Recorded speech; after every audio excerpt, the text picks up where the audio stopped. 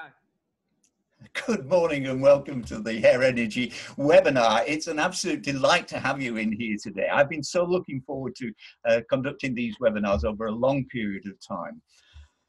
In one of the invitations that I sent out to you for attending this webinar, I talked about my yoga.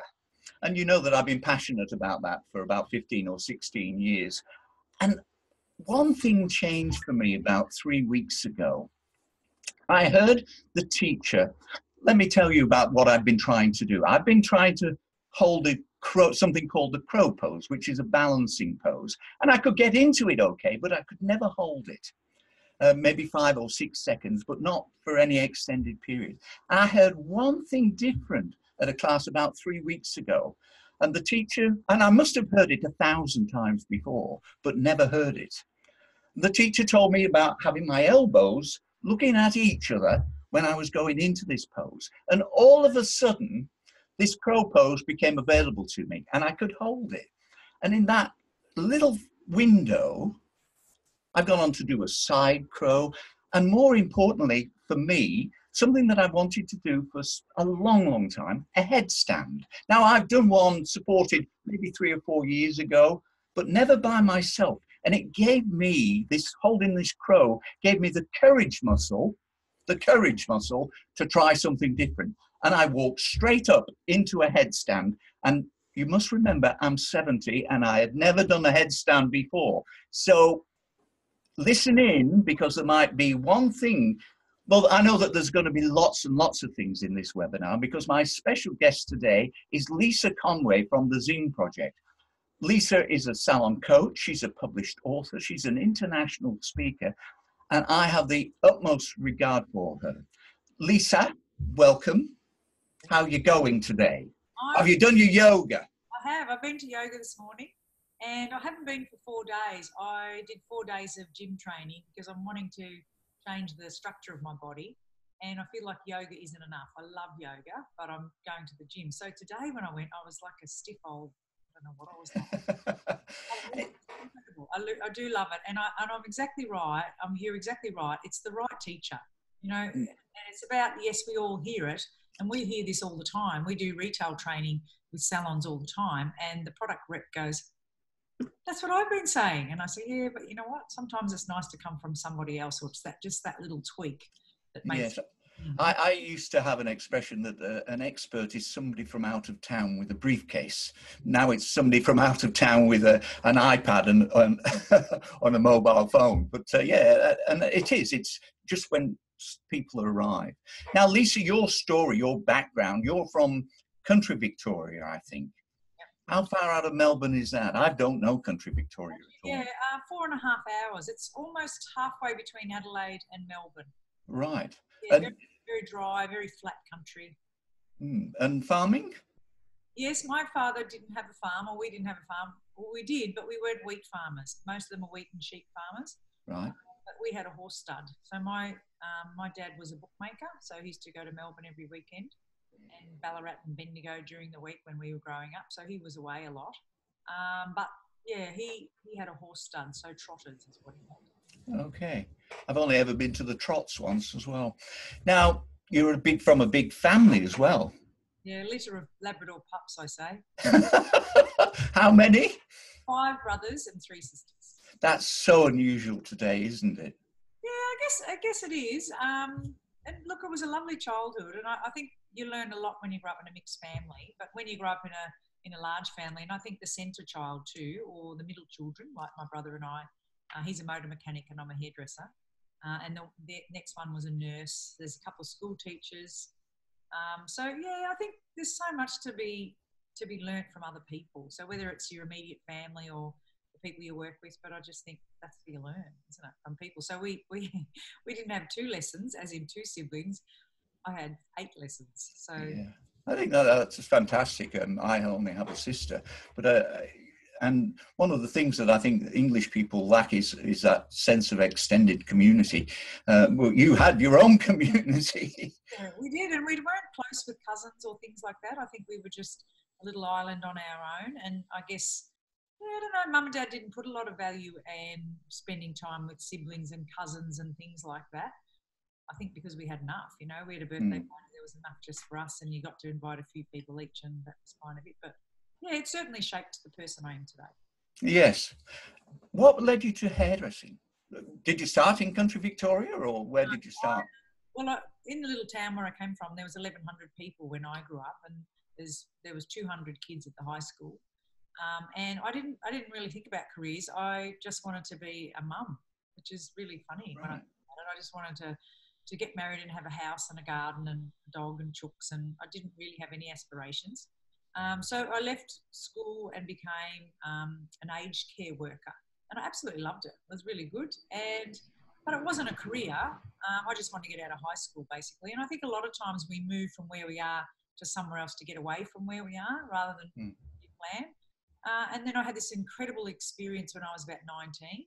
I went into a salon in Elizabeth Street, and the girl just looked after me like you wouldn't believe. And I had a shitty head of hair. It was short because my hairdresser at home, we only had one, and she didn't really take much time for me. She was more interested in my brothers. And so nothing really come of it, except that I went into that salon and she talked about my hair and how I would grow it and what did I really want. And I thought, okay, like, where's the camera? What's going on here? It was just incredible. 2 people blow wave my hair at the same time, which was unheard of back in 1984. And it was just amazing. And so I walked out of there that day a foot taller and just felt absolutely, for the first time in my life, that I was beautiful. I grew up thinking I was a bit plain. I had a younger sister, and I was just telling her last night on the phone, I said, remember Dad used to say after dinner, he'd say, here comes Marianne Conway with a long brown chiffon gown. And she'd do this little catwalk, and I don't know, she was probably 3 and I was 5. Lovely. Long, beautiful blonde hair, and she had blue eyes when the other girls all had brown, and she was different. And so and long legs and all the things that I'd aspired to have. And so I was like any other plain kid who developed a personality. And so I was quirky and funny, and it was interesting because Dad, who used to sing this song, it was an Irish jig, and I used to dance. So that was my thing after dinner. Marianne did the parade, and because she was beautiful, and I did the entertaining because because that was me. And we used to laugh at it. Even years later, Dad used to sing this little tune, and I'd dance. So that one experience for me changed me forever. And I went home and I resigned from the hairdressing, resigned from my aged care job, and I went to Melbourne and I became a hairdresser, and the rest is pretty much history. Yeah, I just thought, I want what she's having. If you can change a person's life in an instance because you give a shit and you really, really care, sign me up for that. I want that. And that's where it started. And I think that's often, we overlook that as we get a little bit into our careers. We stop remembering what it was. I'm 55 years doing this, and I still love the idea of helping somebody look better. But I'm sure there's at some point in that journey, I've forgotten all about it. And it's just remind yourself that you're there to make people feel good. That's your job. And I say the simplest way to do that is people come in as a number. You know, the client might come in as a number 6, and that could be because her hair's tired and dry, but her energy's tired and dry. So if people come in as a 6, your job's to send them out at a minimum of 9, possibly a 10. And I had this imagination in my head that when I sent them out, they were spinning, like a top would spin. You know, there was an ad when I was growing up, you can tell a Weller woman by the way she wears her hair. I was working for Weller at the time. There was an ad, and the woman stepped out of the salon and she was just beautiful, and her hair was swooshy, and I used to think, that's how I want my clients to leave. So if you never lose sight of that, I don't think you can go far wrong, you know. So some people come in as an 8 and they're pretty easy to polish, but some people come in as a 2 and they require a bit of polishing. So yeah, that's what you never lose sight of why you joined in the first place. You went on from being a stylist to opening your own business. How long did you work in the business, and then how long did you have a business? I worked for one boss, Sam, for 16 years. So because I did a full-time, it was hard to get a job. And the reason Sam gave me the job was the bloke who employed me liked my boobs. He thought I was it was fine. I was happy with that. And so I was just so happy to stay. I really didn't know what I was doing, to be honest. And so I had to bluff my way through quite a bit. So I learned a lot from Sam. It wasn't until I decided that I wanted to live closer to my children, and I was travelling 45 minutes. I lived in Gisborne then, and I was travelling into the city to work. So I was happy to do, I think I did 3 days, and the children had grown up. Well, they were 9. I think the twins were 8 and Tess was 9. So they'd grown up enough for me to think, yes, I'd like a salon now. I'd seen too many people struggle with babies in a salon, and I never wanted to do that because my main priority was to be a mother. So then I decided I'd get a salon. It was about the time the GST was coming in and people were folding everywhere because they thought, well, how am I going to do this? Because there was a lot of cash in those days. So I just was looking in salons, looking in locations, and I wanted to have a salon. Now, my husband didn't want me to have a salon. He liked me working for Sam because he was a school teacher and he really liked the steadiness of a continual wage and all of that. But he knew that if he didn't let me do it, it was going to be a problem. So I started a salon. I think my rent was $112 a week. And I'd done the maths, and Simon, that's my partner now, Tony, my husband at the time, said, if you can do, I think it was $800, you'll be fine a week. So I had no intention to run a salon. I just wanted to work closer to my children. So the salon, if it was that long, I put the back room halfway so the kids could come after school and eat salada biscuits. And I really didn't think about being a business owner. I just wanted to do what I wanted to do closer to home. And I thought, I think back in those days, I used to get about $500. And I thought, if I can get $500 for an entire week's work, but I don't have to travel and my children are home, I'm done. And that was my plan, which is pathetic when I think about it now. But family came first to me. So I did that. So really, you bought yourself a job, which we often see. Absolutely bought myself a job. And my Sam said to me, you'll never make any money in a street shop, Lisa. And I said, you know what? Money's not everything, Sam. You've got money coming out of your bottom, and I don't really admire a lot of things in your life, but I do admire my life and my family. So I just told him how it was, and I moved on. He helped me. It was 50 k's away, so I wasn't a threat to him or his business. He did send me the ones that he didn't want in his salon. He said, no. I remember this Indian woman coming. She said, I haven't had a haircut for so many months because nobody touched my hair. And I thought, oh, really? She got on a train to come out and see me. So gave me those ones. And I really, very naive. And I think that's a wonderful quality. I opened the door without one customer. I planned to do my girlfriends and everybody I'd ignored, family, and fill the salon the first week with the people that, I didn't want to open the salon and be empty, very visual person. So I didn't want it to look wrong. So I put all my girlfriends in and filled the first 2 days with that. And I thought then something will happen. And then I had to ring them up and cancel them because I put one ad in the paper and I said, I'm actually a really good hair cutter. So if you've ever wanted a decent haircut, come and see me. And the phone rang and rang and rang and I booked them in. It was incredible. So I made money the first week. I think I took $1,000 clear the first week. And I thought, how good is this? And we're on the road. Yeah, what is that? And I never looked back. And there was terrible times and I struggled terribly, but I had an ability to understand my true value. And as they kept coming thicker and faster, I kept raising the price and I didn't have a problem. So that was it. That's how it started.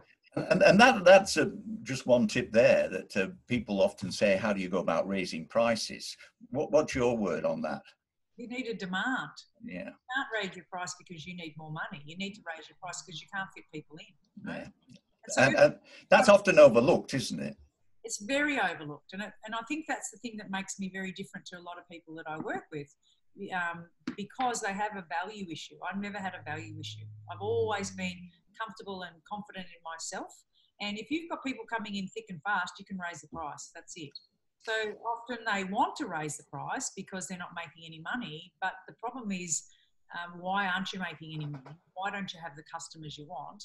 And if you don't have the customers you want, you need to have a really good look at yourself and your business model and see where the holes are. No good putting 10 new customers in the top of the bucket if there's 10 falling out the bottom. I could put 20 in, you're going to lose 20. What's the point? It's a very expensive exercise. So that's what I feel strongly about. There's another point that I'd like to make there. You don't have to raise your whole price list either. If you've got a service that's really kicking butt, why not just move that service up? Because it's the one that everybody wants. And I think there's something in that too, Stuart. There's a niche. You need to be niched for something. The general purpose person is gone. Beauty's a classic example for that. if you're going to try and be everything to everyone, it's not going to work. So get a reputation for cutting curly hair, get a reputation for blondes, get a reputation for colours that last, get a reputation for hair up and bridles. I don't care. Get a reputation for skin, get a reputation for eyebrows. Like, if you told me 20 years ago that there would be stores out there that only do brows, I would have said, really? Mm. You know, there's fabulous salons that we work with, and we get them to niche, because when you niche, it's what you love. So I niche hair and beauty. I get people asking me all the time, will you coach me? And I say no. Occasionally, I'll say yes to someone, like I might be a fashion stylist or something. I had approached by a girl who's, she is an osteo. No, she's a physiotherapist for dogs. Of course, I'm going to say yes to that one. So although the principles remain the same, all of my content and all of my research is around hair and beauty. So I'm an expert in this field. And the reason I am is because I've really honed into that niche, and I've dived really deep. But when you said about putting one price up, that's interesting, because often people say, well, no one's buying our X, so we're going to promote the X. Why would you do that? Promote what they're buying. Yeah. You're doing something right there. You know, success leaves clues. So really do what you love. And if they're all coming in for haircuts, let's hone in on the haircuts. The other thing is, I've never met a salon that I haven't corrected their prices first. So what they do, and I was guilty too, is put $2 on everything. So a kid's haircut goes up by $2, and then so does a head of foils. How does that work? So firstly, we correct things, and we look at what the service is and what you charge and what does it cost you to deliver that, you know, and the cost will change if a second year delivers it or a senior delivers it. That's different. But when you understand the cost, then we make an adjustment. Some won't change, some will change a lot. And we try and teach we do teach percentages. So we have a child's haircut is a percentage less than an adult's haircut. It's not, so once you get this right, you'll have pensioners might be 10% less than it's only on Tuesday. Children's haircuts could be 20% less every day except Saturday or evenings, right? So once you get this right, you put it up by 5%, 7%, 10%, depends on your demand. But what they do is they're so scared to put it up, they're stuck on a zero. This will make you laugh. When I look at a salon and it's $20, $25, that's $40, that's $110, and I go, okay, they need my help. Why are you stuck on a 0 or a 5?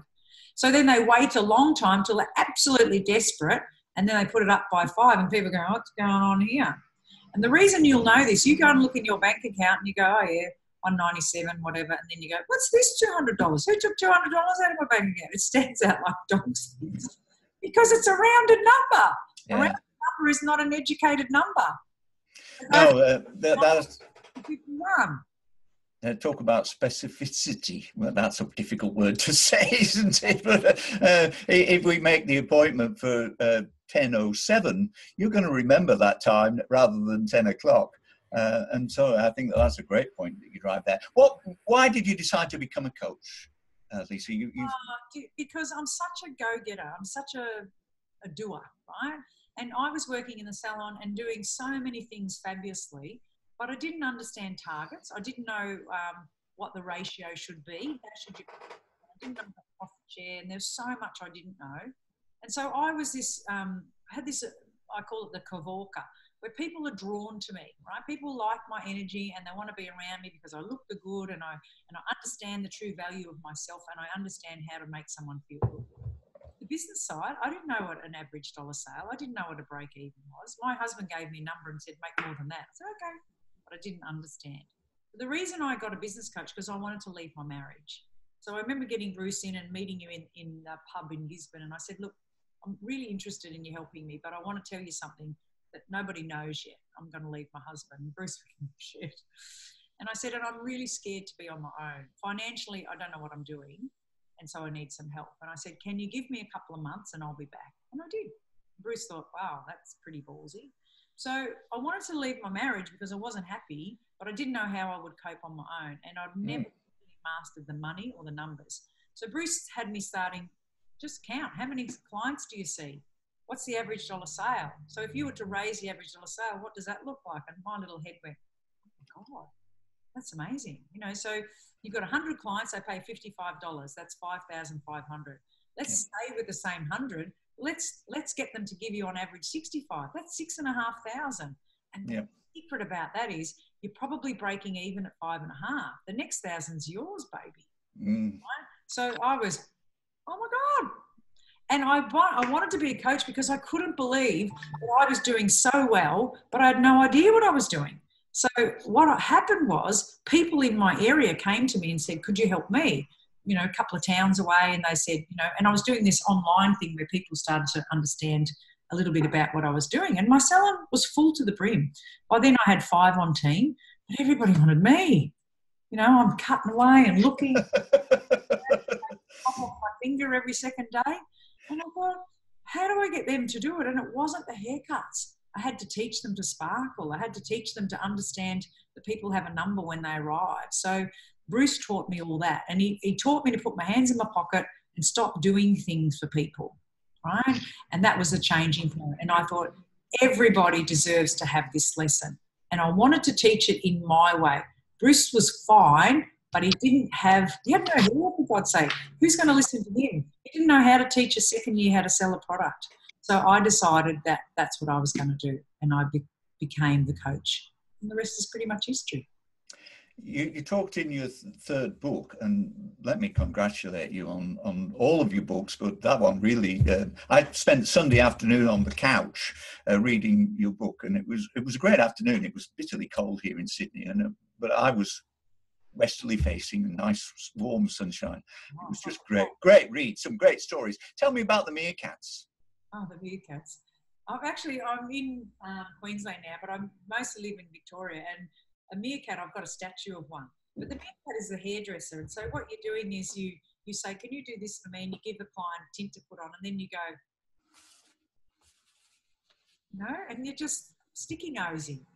I think if you think the girl can do it, let her do it without you stretching your neck and staring, you know. And if you look up Google meerkats, their behaviour is incredible, like hairdressers. They're community animals. They actually help raise each other's children, so they're that generous and giving, but they're sticky noses. Aren't we all? You know? Yeah.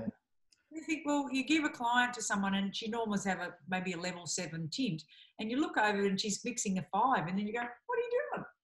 Stop it. Because it makes the person that you are doing that to feel like you don't trust them. And so if we can knock that meerkat out of everybody, it's not good. You know, I wouldn't like someone to treat me like that. And it really does come to the point, if we employ them because they have the skill level that we want from them, then let them get on with it. Well, first check until they disprove that they've got the skill level that you've employed them for. What we do wrong is we let someone into our business who's qualified. You know, I've never seen a certificate of anyone in my entire life. I've never seen anybody's proof that they're qualified. They tell me they're qualified for 5 years, they're very good, right? So the problem with that is you give them a whole client. If they ruin it, you've lost the whole client. Why don't you even treat seniors, whereas when they come in, you say, for the first week, you'll be assisting me. And, you know, let them do one haircut and you do the colour. And then if something goes wrong, the client's going to at least love the colour. And she mightn't be that happy. But if you've got to share all the time. And hairdressers are worse than beauty therapists. Beauty therapists let someone spray tan and someone else do the facial and they do this. They don't take a client from start to finish. But hairdressers tend to do that. And then the problem with that is when that hairdresser leaves, so does the client. Whereas if you could job share the client, and that comes in, and if they have Stuart do the haircut, Lisa do the cut and blow wave, and someone else do the treatment, someone else made the rebooking, they feel like they belong to this community. That comes back to the meerkat. So if they belong to a community, when Lisa leaves or she's sick or injured, Stuart still does the great haircut. And they know everybody's name. That's fantastic. I love the concept. Now, you talk in the third book about hiring for passion rather than skills. Just walk me through that a little bit. That was the biggest shift of my life. I was looking for qualified people because I didn't have that, right? And where I lived, it was really hard to find qualified hairdressers because we were 50 k's out of the city, and anyone who was a groovy, you know, up-to-date hairdresser wanted to be in the city, and I don't blame them. So what I found was we had kids that liked horses, rode motorbikes, or lived with their parents for a certain, and then they buggered off. So it was Edward Beale who said to me, Stop hiring people that you think are cooks. No one's cooked. If you train your own, it's going to take you longer. But if you stop whinging about not finding team members, you start training your own. And I said, wow, that makes sense. And he said, skill is the easiest thing to teach. Passion is almost hard to teach, right? So if you say someone is a 5 out of 10, I can raise that person 2 levels in their passion. That's it. They're only 7 out of 10. I'm still not happy with that. If someone's a 9 or a 10 out of 10, right, and they don't have the skill, that's easy because they're so passionate they'll take on your learnings, right? And this happened to me once. There's a girl, I call her Leanne in the book, but her name was Mary, but I changed all the names in the book so, it didn't offend anyone. Protect the innocent, or maybe. And so I think when someone says, oh, I love that story about Leanne, I think, who was Leanne? Her name is Mary. So she came to me and she was the first person I could give my client to, and she would cut their hair better than me. She was beautiful, right? Oh, she didn't talk some days. She didn't actually cross the line in doing anything wrong, but she didn't have the sparkle and the energy that we had. So, and when you spoke to her about it, she goes, what? I didn't say anything. And I think your body language. That's the problem. But your body language, what you say is 6%. The rest is your body language. So I could be here like this and you'd think, oh, I haven't said anything. Or I could be here like this. It tells a story, So I said to Mary, we need to talk about this, and we did. And she improved for about a week, and then she slipped back. We had another conversation. She said, I'm just a moody bitch. And I said, well, it's not going to work. I said, can you change? She said, I don't think I can. I don't think I want to. I said, that's fine. And we agreed to disagree. And that was the last one. And it took huge courage for me to let go of someone who was absolutely brilliant at her task. Absolutely brilliant. But I couldn't stand the energy in the room was heavy and the girls were all nervous around her. I wasn't because I could hold my own. But the juniors were nervous and it was a shit sandwich. And so I just pulled the pin. And I love that. Stefan used to have, I don't know whether he has, I haven't seen it for a while, but he used to have a huge chain, big links like this. And then there was one little one in the middle there. And that was the strength of the chain, was the little one in the middle. And it can create such havoc if you've got that one person. And if you've got one person with a bad attitude, it goes, and you tolerate it as an employer, it just goes through the whole thing. Well, why is she getting away with it? And the energy that it requires for you to process that is just too much, right? It's just exhausting, and no one needs to do that. It doesn't work. And if it's not biting you in the ass now, it's going to bite you in the ass. So why don't you have the conversation and get the person to leave on their own free will? I've never sacked anyone in my life, ever, never. Haven't had to. One girl was stealing, and we had a conversation and she chose to leave. Of course you would. You can't steal when you're here. And because I caught her, I didn't just sack her and not tell her. I said, this is what I believe's happened. And she said, yes, it has. And she said, I have a problem with that. I said, well, it's not going to work here. What do you want to do about it? And she said, well, I think the best thing for me to do is leave. I said, good. So, I don't think you ever have to, if you can paint the picture and you can have those conversations that open conversations. We had a conversation this morning, the whole, I don't know how many there is on the team, 11 or so, and we talked about the swearing or not swearing. And it was fabulous. And one of the coaches had a really different opinion, but I really valued it. And I said, absolutely. The trouble is, I'm not really sure what a swear word is. I don't think shit or bum is a swear word, but some people think that's a swear word. And I said to her, it's not that I want to swear, but swearing comes often from passion. When you're really passionate about something, it just slips. But what I loved is that everybody's opinion was valuable and nobody got shut down and not listened to. And so when we come up at the end of the conversation, what will happen is we'll agree, and then the one or the negative one or the one that didn't come on will have to suck it up and it's all forward. All forward. People don't do is they don't spend the time to make the rules collectively so we all sign off on it. And what happens, you can tell a stressed hairdresser or beauty therapist, because you go in there and it says, you go in the back room and it says, no more than 12 towels in the dryer. Oh. And then it says, rinse your cups. I think, okay, clearly a communication. Why why don't you find out who's not rinsing the cups and ask them, why aren't they rinsing the cups? Yeah. Maybe get them to understand what the value is of rinsing your own cup. No, we make a big sign at home and we stick it up there. And then you feel better for about 5 seconds, but it doesn't work. No. That all the time. He used to write on everything with a black texter. He was terrible. I'd say, I said, you're having a meeting to tell everybody about being late. I said, Loretta's the only one that's late. Talk to her. Just, I'm going to loop back a little bit, just while we were still fresh in my mind and I don't miss it. I loved the idea of the 9-week rule when you've hired a new person, because that made so much sense to me, because I see people just hanging on and hanging in. So could you just take me through that? Yeah, so I think what happens is people they get excited and they go, oh, finally she left. And they're so rapt. And I think, why did she leave? Why didn't you talk to her about it and get her to leave? So they employ people, and if you've got no idea, right, absolutely no confidence, and you don't know really what you're doing when it comes to team, I believe that you can have a bad egg or team member for 9 months. That's the average. When I talk to people when I'm coaching and they all say, I said, how long have you had her? And they say, oh, it's about 7, 8 months. I go, well, you're ready to leave, right? Because they leave about 9 months. That's what happens. So through no skill, they'll leave at 9 months. That's too long. How many clients have they looked after? They can do a lot of damage, right? If you learn this, you can get that in 9 weeks, right? Because 9 weeks is under the 3-month mark, and they might have seen 1 round of clients or maybe 2, depending on your business model, right? So 9 weeks is so much better.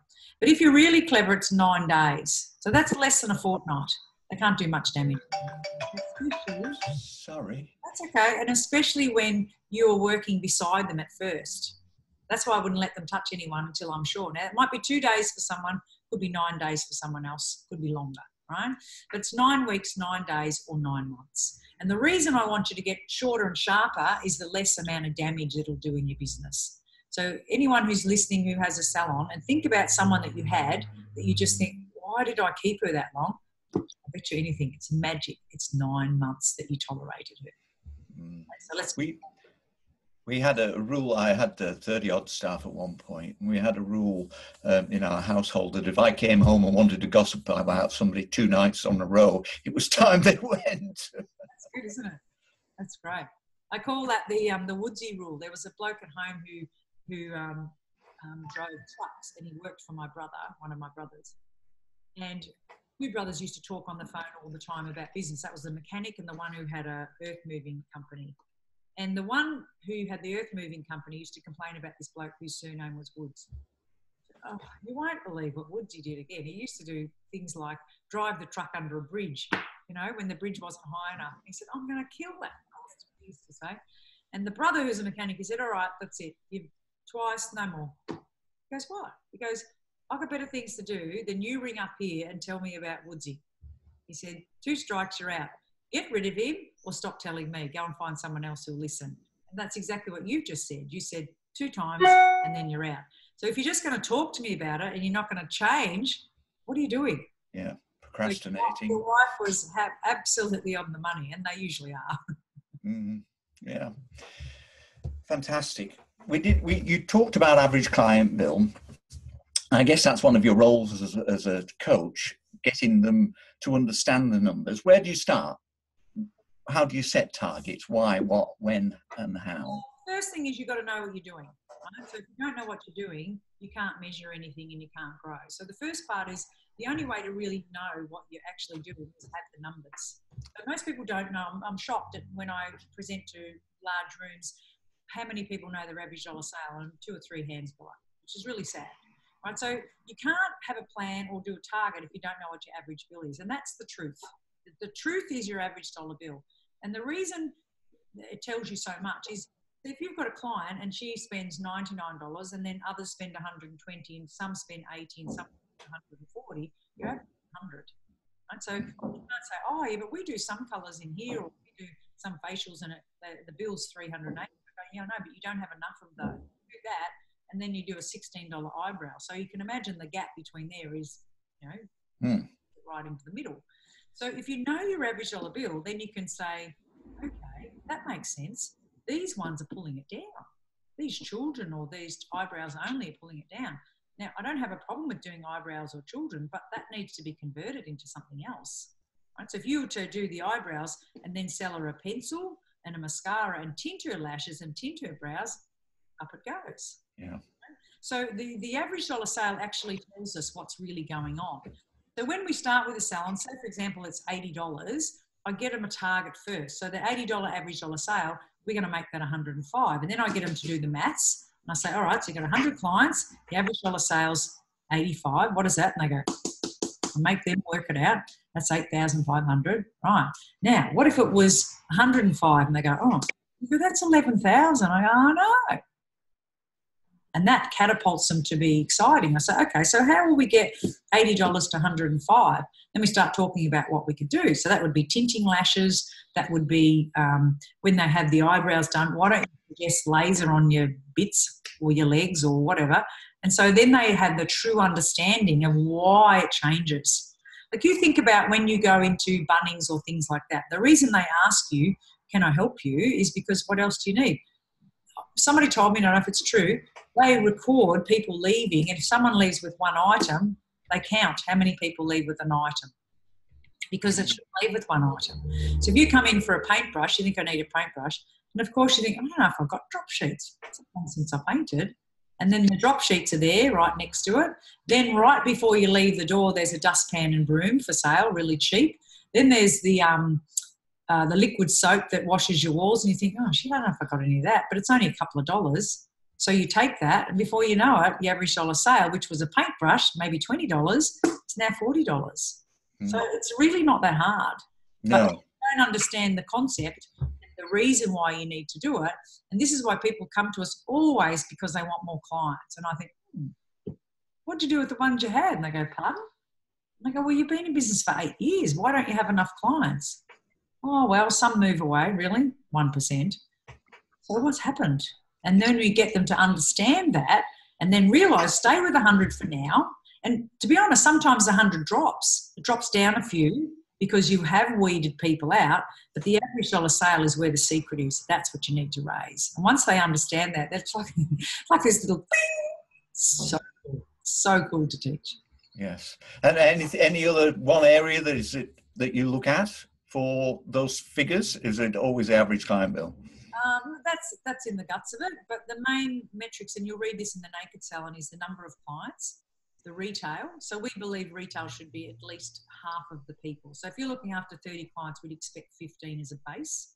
So 15 products leave the salon. I don't want to talk money because you could sell a straightening iron for $300. Yeah.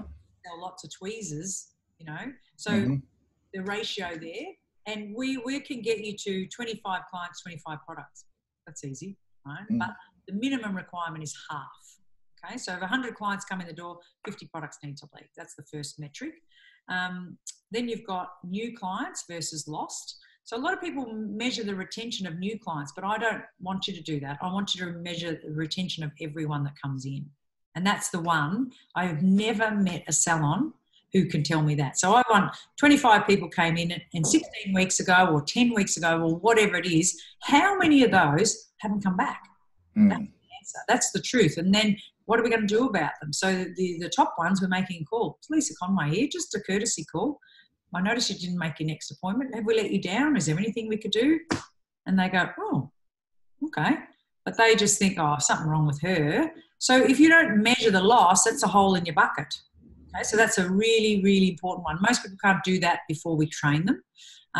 So we've got an average dollar sale. We've got rebooking rate. That's really important as well. And then your key focus service. So if it was a brow salon, then their key service might be they want to do feathering or tattooing or something, but they're not doing much of that. They bought all the equipment. They've done all the training. They do one a week. Okay. Right. So waxing, the classic example. We've done all the training to do everything else, but we're still waxing. That's where your clients are coming to move to IPL. So same as hairdressing, everybody in the team needs to have a focus. And that's what do you want to do more of? So, nobody very rarely puts down, I want to do more children's haircuts. They want to do more balayage. They want to do more facials. They want to do microdermabrasion. So they bought the equipment, but they're not using it. So if we focus on that and we say, okay, so you do 2 facials a week, what's your goal? Let's just make it 4. Oh, okay. So where are you going to find two facials? And then you turn on that reticulator that spots things, and then you start looking for them. And then when you do that, that's how you change over your clientele to a better A or B grade client. Well, that was the first bit of feedback we had on my end. So how do you communicate that to the team though, Lisa? What is your feelings about meetings? Is it a once a week meeting, or is it an ongoing meeting every minute of the day? No, I think once a week is plenty. And then once you get going, it's about 15 minutes. It's interesting because people sometimes want to stop meetings because we say if you don't have a one-to-one meeting with your team members every week, we'll find another coach. Because that's the communication channel. So if you cut that, it doesn't work. So sometimes I say, oh, now everything's sorted, I'm making good money and everything, so now I'm going to pull back on the meetings. Like, oh, so now that it's good, you're going to stop rewarding the people with having a voice in your business. How is that going to work? It doesn't make sense. So no, the meetings are ongoing, they're forever. You can do them like this with Zoom. You're in Sydney and I'm in Queensland. So don't tell me you can't do it. Work out how you're going to do it. And then they say, oh, I'll pull them back to every second week. I say, okay, so you want to cut the communication in half. Now that you've got your company where you want it to be, you want to cut the communication in half. And they go, oh, wow, that doesn't make sense. Exactly. So when did you become king? I didn't tell you to make the decision. Stop it. I've actually miscommunicated with you there. That's your communication with your customers. How, as the salon owner, do I communicate with my team to get the results? No, that's with the salon owner and the team members. Right. So you're talking to team members? Yes. So if you work in a salon and you've got 4 on staff, you need to have 4 cups of coffee with those people every week. So right. You do it on Monday, Lisa's on Tuesday, Andrea's on Thursday, and Nick's on Friday. So every morning you start the day having a coffee with that person. Now you need to do it outside of the business because it's neutral ground, right? And it's not interrupted. Although sometimes you take people outside of the business and then the clients come and go, oh, hello, Lisa, how are you? Go away, I'm doing a meeting, right? But it has to be uninterrupted. So the owner of the business needs to do it. Now, if you've got a team of 20, you might have a couple of team leaders. This leader works with those 10 people a week and this leader works with them. So I used to do mine on the same day. So I think it was Thursday morning and I'd sit in the cafe down the road and one would come in at 9, the next one would come in at 9:15, the next one would come at 9:30 and they could have whatever coffee they wanted, take away, whatever, and I just paid the bill at the end. And then everybody had these little plans for what they're going to do in the next week. So it might be put a product in front of the client. That's your plan, right? The trouble with having reviews, and I find beauty people do this, they're going to have the monthly reviews. Well, a review is about what happened. It's not going to happen. So I don't believe reviews work in our industry. You can have an overall business review, but what we want to do is, I just want you this week to wear your lipstick. Fantastic. Tough topics in those reviews? How do you go in hard? Yeah, I keep a book wherever I go. I'll show you. Sorry for scaring and leaning in. So I keep a book wherever I go. So it's a little bit different these days. I just write things with a box at the start. So everything is ticked off. So I just keep adding and adding to it. When I had the salon, the book was about half the size and I wrote down observations all week, right? So you can have a name for each salon, for each team member. And if I saw an observation about somebody, I just wrote it down, good, bad, the otherwise. And then I would bring that up and we have a proper review system that we go through. So it's either a skill, it's either team. So they're either being a team player or they're not. It's a skill. They're good at what they're doing or they're not. So if I saw a blowout that's exceptional, write that down. If I saw a blowout that's pretty ordinary, write that down and just keep it. And then when I sit down, I write it down. Okay?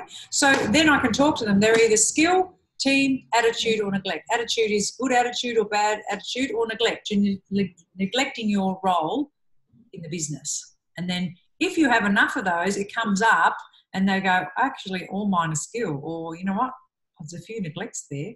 And then next week, we're going to go back and say, how'd we go? So there's that accountability. I think what we don't do well is we talk a lot and we don't write anything down. The minute you write it down, it becomes real. Whereas big companies, everything's written down, but nobody talks to anybody. Yes, you make a very good point there. That's one of my weaknesses in life is not writing enough stuff down. You tackled sloppy appearance as an issue.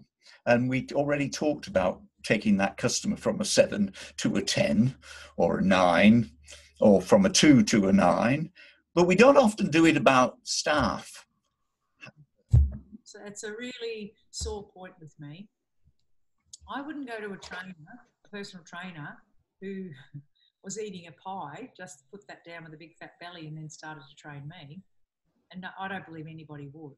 And I wouldn't buy clothes from a store where the people in the clothing store don't dress well and are fashion conscious. So why the hell are you allowed to not have your hair and your appearance the way it is? Now, I could show you, I've got my yoga shorts on the bottom because I've come to yoga, but I just think we're visual people. That's why we're in this industry. We love the way people's hair looks. We like the way people look. So if you're not the shining example of what that looks like, what are you doing? You know, and the amount of people I've smacked and said, put your lipstick on. Like I wear a lipstick, this one, that I put it on in the morning. I can't get it off. It doesn't come off until I use makeup remover. Mine? Do you like? The reason is you just got to solve the problem. I have people that they say, I don't like makeup on my skin. I think, oh, tell someone who cares. You're in the makeup industry. Find a product that you can use. Right? Stop using bullshit excuses. The reason I get compliments on myself every day is I put the effort in. Okay? There are days when I am shining under the radar and I don't do my hair or my makeup. That's my choice. But I'm actually not working and I'm not representing. That's very rare. I still do a little bit. I call it the Bunnings makeup, which is not much, but I can go to Bunnings. My mother said she was beautiful, my mother, and she never looked after her skin. She never did anything. She had a fantastic head of hair.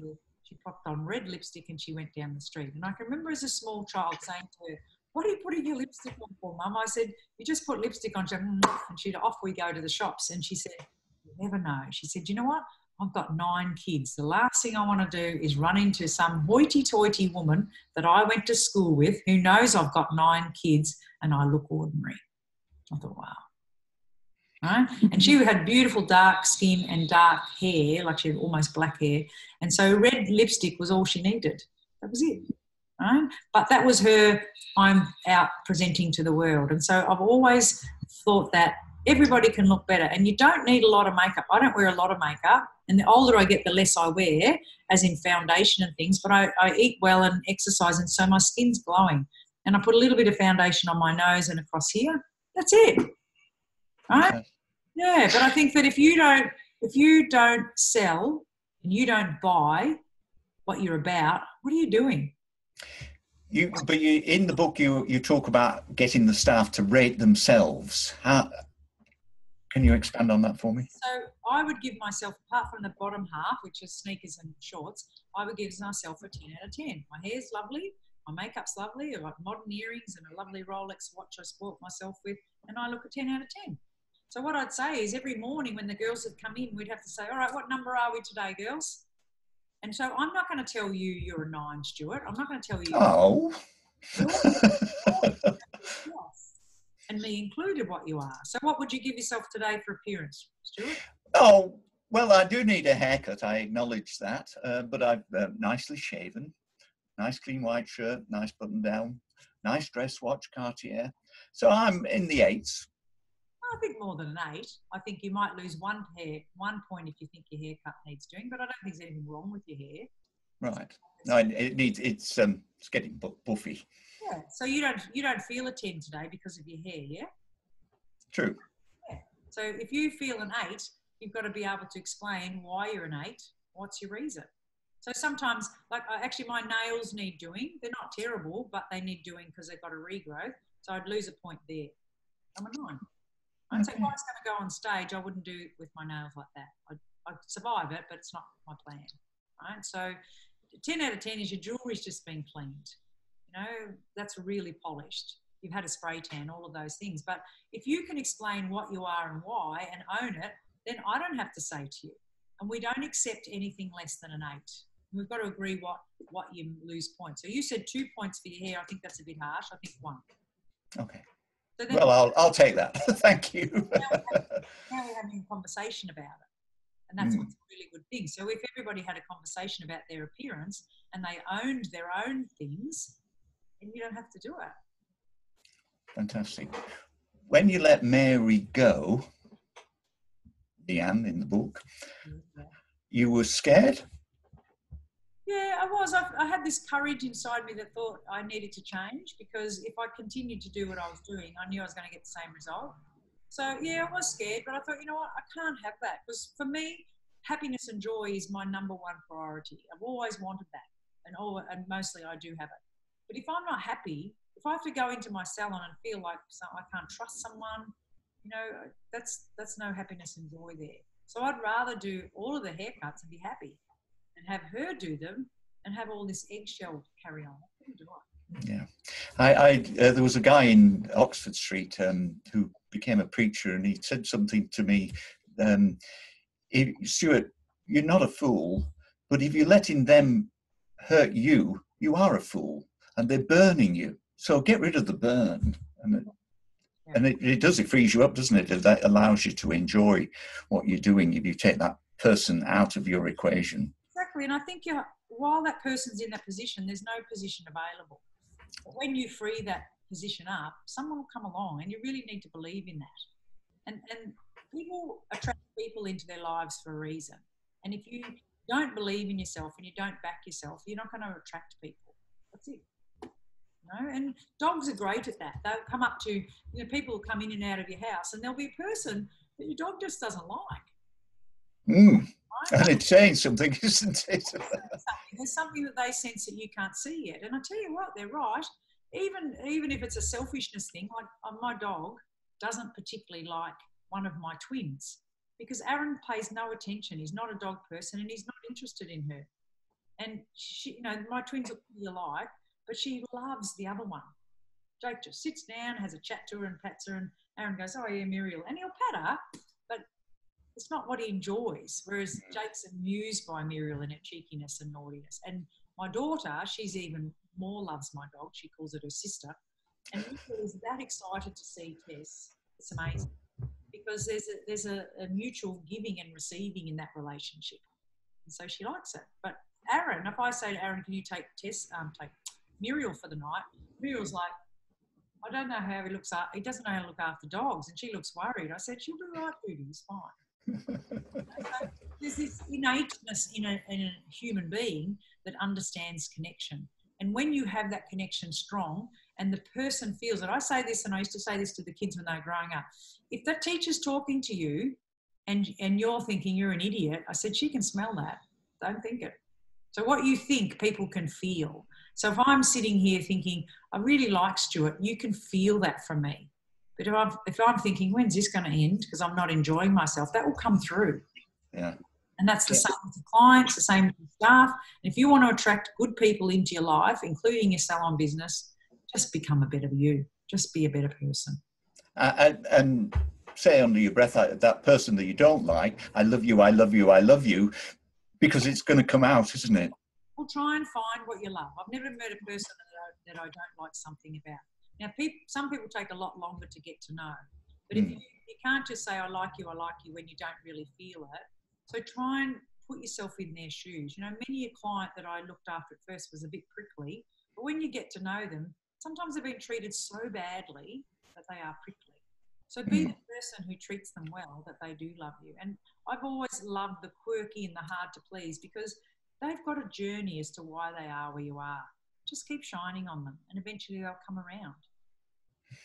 I've only got a couple more questions for you, Lisa. Yes, and we better go. And then we better go. Clear on who the clients belong to, I think, is so misunderstood.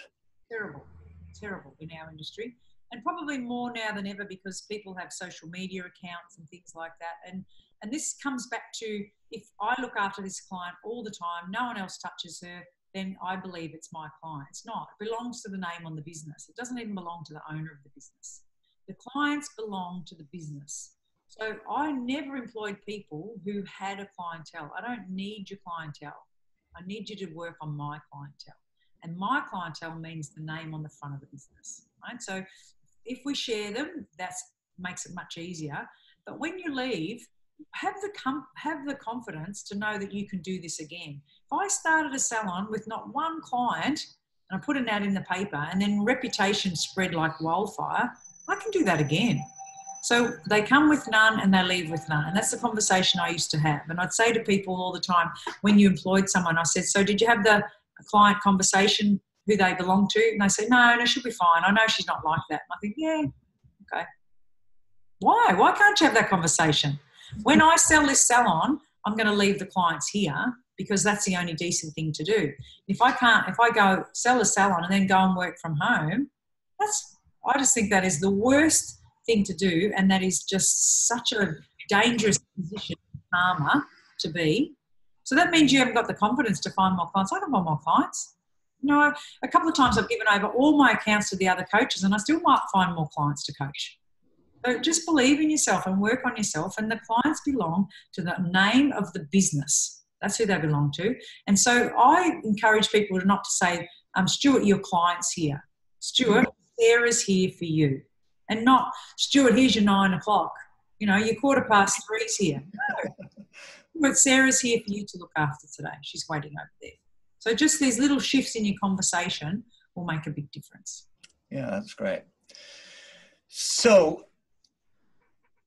the story, when I've employed you as a coach, what is my ultimate aim? Do I want to be off the tools, or is that my ambition?